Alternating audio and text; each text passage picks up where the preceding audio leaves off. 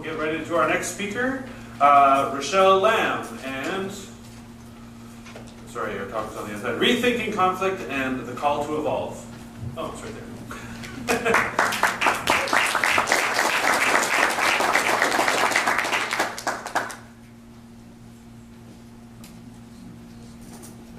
Hello. This is perfect timing, actually, because a lot has been said this morning that ties in directly with what I'm going to talk to you about. I love the insides of people. And I'm not talking about the things that you can see. I'm talking about everything you cannot see. I love that. And I can't help it. It's just the way I'm made. Luckily, it's brought me into a field of work which is conflict resolution. So somebody mentioned Marshall Rosenberg. I have worked with Marshall Rosenberg. I'm a trainer, certified trainer in a process called nonviolent communication. So what I'm going to talk to you about is conflict and how important it is for us to reframe conflict so we can turn it into something that is a source for good. In fact, I'll read what I wrote down that was posted on the Idea Wave website about what I was going to talk about. When was the last time you got excited about conflict and the possibilities it provided? We're not talking here about a perverse enjoyment, but rather a creative engagement that calls us to step into a more evolved and upgraded version of ourselves. For time immemorial, we humans have had a love-hate relationship with conflict, trying to come to terms with it both by searching out ways to increase levels of peace and harmony in our homes, communities, and the world at large, as well as equipping ourselves with the arsenal to engage in full-out combat. Perhaps we might be better served by investigating our relationship with conflict itself and realizing the very real potential it offers for being a force for greater good. Like change, conflict is inevitable. It simply is. Like it or not, conflict is part of our lives, and it can be a good thing, because sometimes the best way to innovate and break free from the limitations of the status quo is to figuratively cross swords. So my objective is to show people how to become master swordsmen women in an age where the only outcome of real merit is one that ensures that everyone comes out a winner. That's my dream. That everyone comes out a winner. And it starts with the little stuff. So I'm using a sword here, and I'm also going to point to the tarot deck. This is the Ace of Swords, and it is used to point to the truth. One of the best things I think we can do is use a sword not against a person, and I mean that figuratively as well, in terms of how we use our language, but rather to become masterful in cutting away the crap, to put it nicely. Would you go to the next one? So, what we have here are paints of cans of paint and different colors. Do you see a conflict? Does anybody here see a conflict? There is no conflict. There is no conflict until somebody says something like this, well, I think the wall should be yellow. And then the next person says, well, I don't think so, it should be blue. And then it turns into, well, my color is the right color. Okay? It starts in this way, but differences exist. That's why conflict is inevitable, because it comes out of differences. When you bring differences together, does it have to turn into conflict? So I'm going to ask you for your input. I say the word conflict. What associated words come to mind for you? Fight. War. What else? Fight. Fight.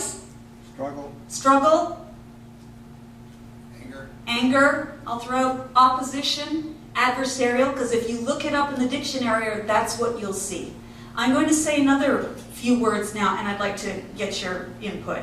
Creative dynamic tension. What words come up for you? What is it? Choices. Creativity. Collaboration. Balance. Possibility. Do you see a difference? I like to teach people how to see things differently. It's really about putting on new lenses, because we don't see the world as it is, but as we are. Next slide, please. There's a law of instrument. It is tempting if the only tool you have is a hammer to treat everything as if it were a nail. It's not very effective. Especially when it comes to communication. We are very, very busy trying to fix the world, and it's all good. And we're coming up with, inventions, technology, and it's all good. But what we often don't do is apply the same level of focus and energy to the inside stuff. Like, why is it that I see something in this way? Just as an example, if I see a mother in a supermarket hitting a child, do I see a mother hitting a child? Or do I see an abusive woman? Because the second I see the latter, I have a hard time connecting with that person. I just created an enemy image. Because all war starts here. That's where it starts. So we really want to do a little trip down to the heart. There's a Sioux saying, the longest journey you'll ever make is from your head to your heart. It is a very long journey. Next slide, please. No problem can be solved from the same level of consciousness that created it. And so often we stay stuck in a particular way of relating. So, I'm talking about seeing things in a new way. The voyage of discovery is not in seeing new landscapes, but in having new eyes. Next slide. Oh, okay. Can you keep going so that... Okay. Here's what I'm going to do. I'm just going to give you a really brief overview of what does create conflict. Because if you could get anything in this 10 minutes, I want you to get this piece. Okay? This is how you create conflict. And you can think it and then speak it. Okay? It's more effective if you speak it. But you just thinking it is also effective. First thing, you have to think and speak this way. Imply wrongness. Good, bad, right, wrong, appropriate, inappropriate, normal, abnormal. Okay? Then give adjectives, manipulative, bossy, narcissistic, that kind of thing. Okay? That's the first way. Number 2, minimize choice. Tell people what to do often. Okay? And so take away the choice, because then what gets stimulated is 2 energies. And those are submission and rebellion. And anything done out of either of those 2 energies constitutes a loss of power. So if you tell me to do something and I say, all right, I'll do it, I can tell you, you will pay for that. You know that, okay? So, and people want to do things wholeheartedly, not half-heartedly. Every single human being I know wants to do things wholeheartedly. They want to give it their all because it's just more fun. It's way more fun to do things wholeheartedly. Whenever I do things from that energy, okay, I'll do it. It's like half of me is dead. So I want to do it wholeheartedly. The third is to deny personal responsibility. Blame other people, the past, policies, rules, the universe, whatever it is that stops us from, taking action. There is another one on here. Is it? Okay. And then the last is to imply that actions deserve rewards or punishment. A person, deserves to be rewarded based on what they did or punished. And what that does, of course, is motivate people extrinsically as opposed to intrinsically. And intrinsic motivation is very powerful, and extrinsic is not. Okay. So this is that was the very important there. So when you use that model, the one that I just showed you, which we have all been well trained in, this is what happens. The likelihood of obtaining a positive result goes down, and the likelihood of recurring conflict without resolution goes up. It is curious how often you humans manage to obtain that which you do not want. So this is why I'm talking about telling the truth, because everything that I've just said to you, I think you already know. There isn't anything there that we don't know, but what I do is I like to take a microscopic view, because I love this to see how it works. So the questions are, do we want to be right, or do we want to do what's right? And by doing what's right, I don't mean it in a moralistic way. I mean it in a way that is taking the whole into account.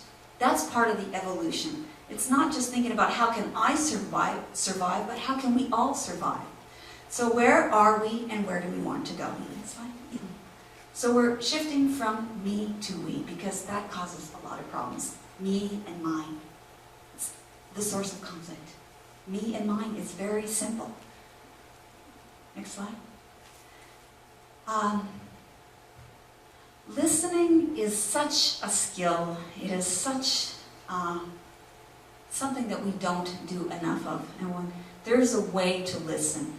And the Chinese symbol for the verb to listen is eyes, ears, open heart, and undivided attention. Very hard thing to do, and I'm going to give you a very quick example. Like, it could be something like, Rochelle, you're going over time. And so if I wanted to respond empathically to this person, I might say, I'm guessing that you have some concern because you want to keep everything on schedule and the flow of time, and that would be it. Okay? It could be much worse than that. It could be I'm selfish, and then I'd want to say, I'm guessing that you really want to trust that everybody's needs are being taken into consideration. That's the way I would respond instead of becoming defensive. Defense is the first act of war. Next slide, please. So that's my dream, really, is just to help people see clearly, because enlightenment to me doesn't mean this big, oh my God, I don't know, it's like being in permanent orgasm, I guess, and I have nothing against that, but that's not what I'm talking about. It's really about being able to see reality clearly. So, at first, dreams seem impossible, then improbable, then eventually inevitable. And we know that Christopher Reeve, in terms of the work he did, in the end, that was all work that took place inside, after he had his accident. So let's not wait for an accident. Thank you for your time and attention. Oh, and if you want to know more, I do offer workshops. I'm very passionate about this work, as you can see, and I would love to meet some of you again, or all of you again. Thank you.